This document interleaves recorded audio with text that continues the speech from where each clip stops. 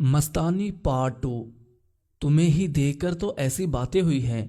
آج جب تم مجھے گھر چھوڑ کر گئے ہو تو ماں نے مجھے اور تمہیں ایک ساتھ دیکھ لیا تھا، اس لیے وہ پوچھ رہی تھی کہ وہ کون ہے، اس سے تمہارا کیا تعلق ہے۔ عمر نے کہا کہ تم نے کیا کہا پھر؟ میں نے کہا کہ میں نے کیا کہنا تھا، جھوٹ ہی بولنا تھا۔ کہہ دیا کہ میرا اس سے کوئی ایسا ویسا تعلق نہیں ہے، وہ میرا کلاس فیلو ہے اور مجھے گھر تک چھوڑنے آیا تھا اور گھر چھوڑ کر چلا گیا۔ عمر نے کہا کہ تم نے سچ کیوں نہیں بتایا؟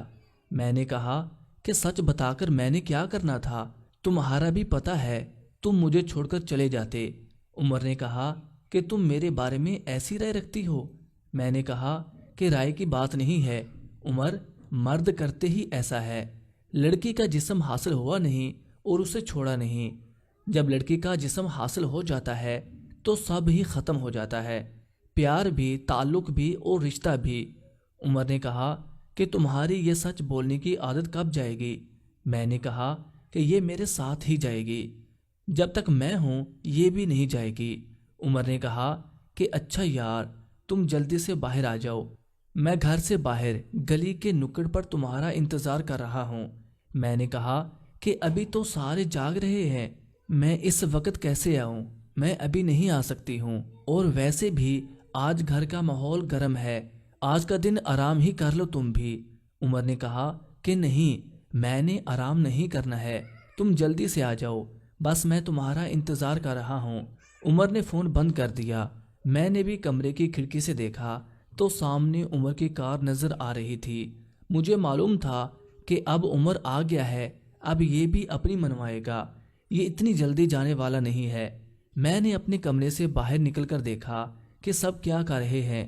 میں سب سے پہلے ناصر کے کمرے میں گئی کہ ناصر کیا کر رہا ہے، سویا ہے کہ نہیں۔ میں نے ناصر کے کمرے کے دروازے کو تھوڑا سا کھول کر دیکھا تو ناصر اپنا موٹو نکال کر اپنے ہی ہاتھ سے مسل رہا تھا اور فون پر کوئی فلم دیکھ رہا تھا۔ میں نے جب ناصر کا دیکھا تو مجھے بہت ہی ٹائٹ اور مضبوط لگا۔ دیکھتے ہی مجھے معلوم ہوا کہ یہ میری اچھی خاصی تسلی کروا سکتا ہے، مگر میں نے وہاں کھڑے ہو کر ہی ناصر کو دیکھنے کا سوچا کہ یہ کب تک اس سے کام کر سکتا ہے۔ تھوڑی دیر ہوئی تو ناصر نے اپنے ہاتھ تیز تیز چلانا شروع کر دیے۔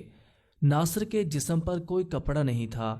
ناصر نے اپنے سارے کپڑے اتار کر یہ سب کرنا شروع کیا ہوا تھا۔ کمرے کی لائٹس بھی جل رہی تھی، میں ناصر کو اور اس کے موٹو کو صاف صاف دیکھ پا رہی تھی۔ ناصر فری ہوا تو میں نے ناصر کے کمرے کو چھوڑا۔ مجھے یاد آیا کہ عمر میرا باہر انتظار کر رہا ہے۔ میں نے جلدی سے ناصر کو چھوڑا اور اماں اور ابو کے کمرے کی طرف چلی گئی۔ میں نے کھڑکی سے دیکھا کہ اماں اور ابو بھی کام میں مصروف ہیں۔ اماں سامنے لیٹی ہوئی تھی اور ابو نے اپنا اماں کے اندر کیا ہوا تھا۔ اماں کی ٹانگیں اوپر کو کی ہوئی تھیں۔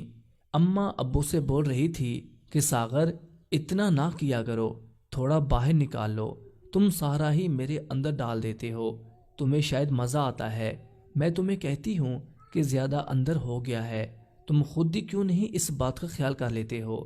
ابو نے کہا کہ مجھے سچ میں مزہ آتا ہے تمہارے اندر پورا کرنے کا، ویسے جتنی تمہاری عمر ہو گئی ہے تمہیں میرا اب تک برداشت کر لینا چاہیے۔ اماں نے کہا کہ اس سے عمر کا کوئی تعلق نہیں ہے، تمہارا بڑا ہے اور میری ابھی اس قابل نہیں ہوئی ہے کہ تمہارا برداشت کر سکے۔ تم پتہ نہیں آج کل کیا کھا رہے ہو، میری تو مت مار دیتے ہو۔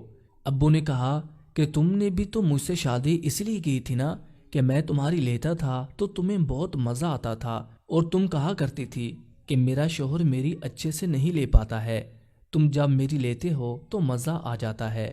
میں حیران تھی کہ اماں نے اس کام کی وجہ سے دوسری شادی کی تھی، جبکہ میں تو مانتی تھی کہ میرا پہلا باپ غریب تھا تو ماں نے اس آدمی کی دولت اور مکان دیکھ کر اس سے شادی کر لی تھی۔ خیر، میں نے دیکھا کہ ماں اور ابو بھی اپنے کام میں مصروف ہیں اور ناصر بھی اپنے کام میں مصروف ہے، مجھ پر کوئی بھی نظر رکھنے والا نہیں ہے، میں عمر کے ساتھ سکون سے جا سکتی ہوں۔ میں نے گھر کے مین دروازے کا تالا کھولا اور گھر سے باہر نکل کر عمر کی کار کی طرف چلنے لگی۔ کار کے قریب جا کر میں نے عمر سے کہا کہ اس وقت آنے کی کیا ضرورت تھی؟ عمر نے کہا کہ مجھے تمہاری یاد آ رہی تھی۔ تو میں نے سوچا کہ تم سے جا کے مل لاؤں۔ میں آ گیا۔ میں نے کہا کہ میری یاد آ رہی تھی یا پھر میرے جسم کی طلب ہو رہی تھی کہ چلتے ہیں لائبہ کی لے لیتے ہیں۔ عمر میری یہ بات سن کر ہنسنے لگا۔ میں کار میں بیٹھ گئی اور عمر نے کار چلانا شروع کر دی تو ایک سنسان علاقے میں کار روک لی۔ میں نے عمر سے کہا کہ کار کیوں روک لی ہے؟ انہوں نے کہا کہ یہاں پر کوئی بھی نہیں آئے گا۔ میں عمر کی بات سمجھ چکی تھی، مگر پھر بھی میں نے کہا کہ عمر تم نے کار یہاں کیوں روک لی؟ عمر نے کہا کہ چلو نا، اب چھوڑو یار، تم جانتی تو ہو کہ میں نے کار کیوں روکی ہے۔ میں نے کہا کہ ٹھیک ہے، میں جانتی ہوں، پہلے سے ہی جانتی ہوں، مگر کار کی لائٹس بند کرو گے تو ہی ہم کچھ کر سکیں گے نا۔ عمر نے ساتھ ہی کار کی تمام لائٹس بند کر دیں اور ہم کار کے اندر سے ہی کار کی پچھلی سیٹ پر چلے گئے۔ عمر نے میری قمیض اتار دی اور اتارنے کے بعد اس نے میری چھاتی کو منہ میں ڈال لیا۔ جیسے ہی چھاتی عمر نے اپنے منہ میں ڈالی تو میرا تو سارا وجود کانپنے لگ گیا۔ میں عمر کے منہ کی گرمی اپنی چھاتی پر محسوس کر پا رہی تھی۔ عمر نے میری ایک چھاتی کو منہ میں ڈالا ہوا تھا اور دوسری چھاتی کو ہاتھ سے پکڑ کر مسل رہا تھا اور زور زور سے دبا بھی رہا تھا۔ میں مزے کی دنیا میں کھوئی ہوئی تھی۔ آج عمر میں جوش حد سے زیادہ بڑھ گیا تھا۔ آج تو عمر نے مجھے مزہ دینے کی حد ہی کر دی تھی۔ عمر نے اپنا ایک ہاتھ میرے نیچے بھی لگا دیا۔ جیسے ہی عمر کا ہاتھ میرے نیچے پہنچا تو میرے منہ سے آہیں نکلنے لگیں۔ میری آہیں سن کر عمر نے کہا کہ کیا ہوا؟ میں نے کہا کہ مزہ آ رہا ہے۔ محفل گرم ہو چکی تھی۔ میرا وجود سارے کا سارا ہی آگ کی طرح تھا۔ میرا دل کر رہا تھا کہ اب عمر یہ سب کام چھوڑ کر اپنا نکالے اور میرے اندر کر دے، اور سارا ہی اندر تک اندر جائے گا تو مزہ آئے گا اور سکون بھی تب ہی آئے گا۔ میں نے عمر کا موٹو پکڑا اور اسے مسلنے بھی لگی کہ عمر میرے جذبات کو سمجھ کر اپنا میرے اندر کر دے گا، مگر عمر تو میرا سارا وجود چومنے میں لگا ہوا تھا۔ کبھی کہیں سے چومتا تھا، کبھی کہیں سے چومتا تھا۔ میرا دل کر رہا تھا کہ اب عمر اندر ڈال دے۔ میں نے سوچا کہ یہ تو ایسے ہی لگا رہے گا۔ میں نے عمر سے کہا کہ اب کیا مجھے چومتے ہی رہو گے یا اندر بھی کرو گے؟